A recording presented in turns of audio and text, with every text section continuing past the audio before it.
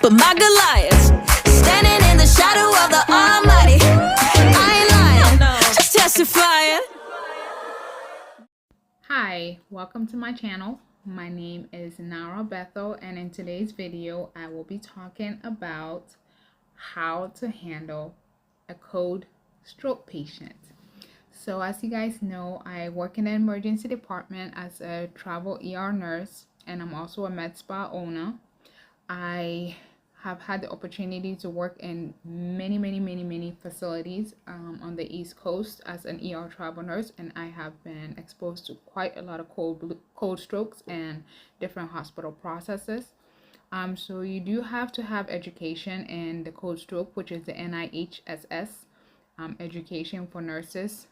This is for I think all nurses, med-surg, ER, and ICU. Any nurse in a hospital has to go through the NIHSS education to get certified in how to handle a stroke. But usually when there's a patient that's coming in via stroke, either they walk in or they come in by EMS. If they walked in, we're getting them triaged as quickly as possible. We're getting them to the CT room.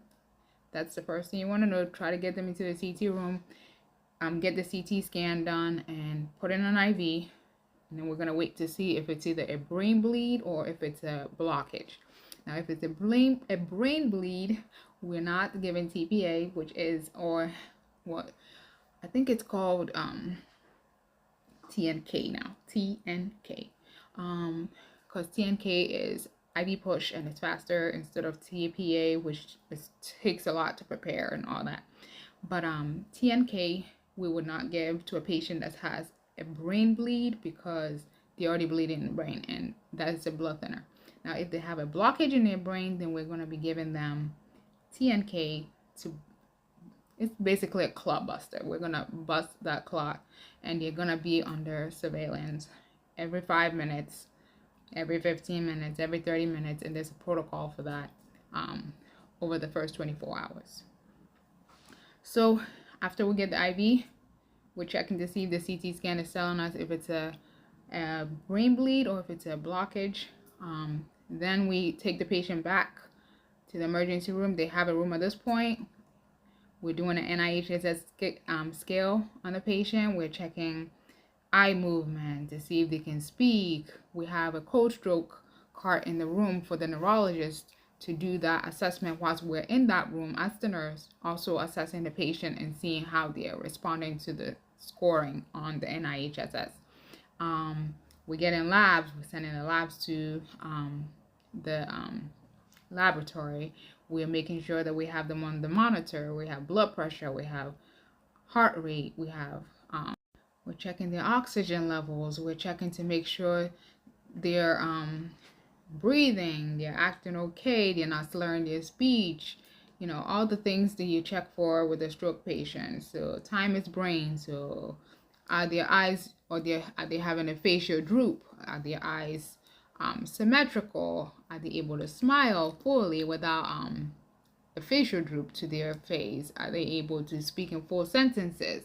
Because there's different types of strokes where it's aphasia, where they can't speak or they can comprehend, where they can comprehend but they can't speak, or they can speak but they're not speaking coherently, and all that stuff. So there's just different things that you're looking for when you're doing the NIHSS stroke scale. You're just gonna be in that room with that patient for hours. It's gonna be in hours. So that's what I'm saying, that ER nurses, we have to be one-on-one with that cold stroke patient. Meanwhile, most ERs also have a 4-to-1 ratio, and a 4-to-1 ratio means one nurse, 4 patients. So you have 3 other patients that are waiting on you, and you're 1-to-1 with this patient. So it becomes a little bit of a chaotic scene, but you have to make sure that you're checking up on your stroke patient and that they're not getting worse. Because especially if you give TNK, you got to make sure that the patient is not slurring their speech, because that means that we gave them too much and now we have to give them vitamin K. No, it's tenecteplase. We have to give them tenecteplase to undo some of that TNK we gave. That way they do not deteriorate, because now they're having a brain bleed. So it's just it's a fun experience. I enjoy the experience of having the chaotic scene, but for someone that does not like the ER, they might think, "What? I don't want to deal with this." But I feel that way about what is it? The nurses in the ICU that have to handle neuro, like neuro ICU. I'm like, you're constantly in the room doing that. Like, I am thankful that I'm able to help the patient and then get them straight to the ICU so that the ICU can do their magic.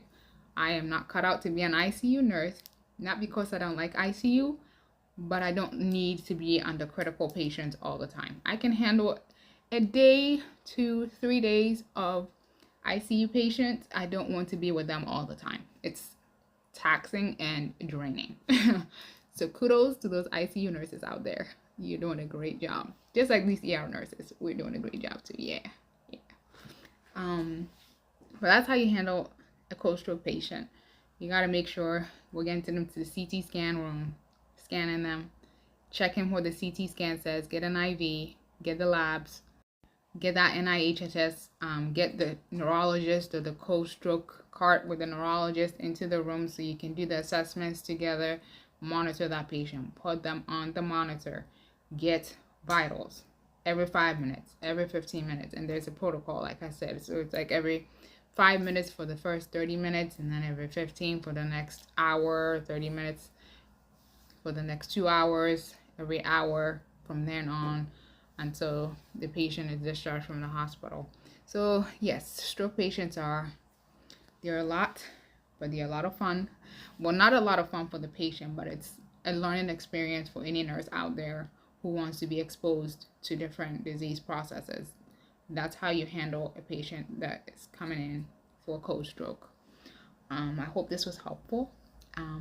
Thank you for watching. God bless you and have a good one. Bye.